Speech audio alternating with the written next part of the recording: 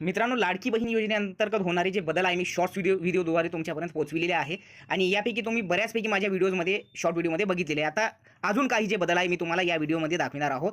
सदर योजनेत जे परराज्यातील जे महिला आहे, 5वा पॉईंट आहे, परराज्यात ज्यांचा जन्म झालेला आहे, महिला परप्रांतीय महिला, त्यांचा जर विवाह महाराष्ट्रीयन पुरुषसोबत झालेला आहे, आदिवासी असलेल्या पुरुषासोबत झालेला असेल तर त्यांच्या पतीचा जन्म दाखला किंवा शाळा सोडल्याचा दाखला किंवा आदिवास प्रमाणपत्र ग्राह्य धरण्यात येईल त्यांच्या पतीचा, म्हणजे ते पण पात्र असणार आहे.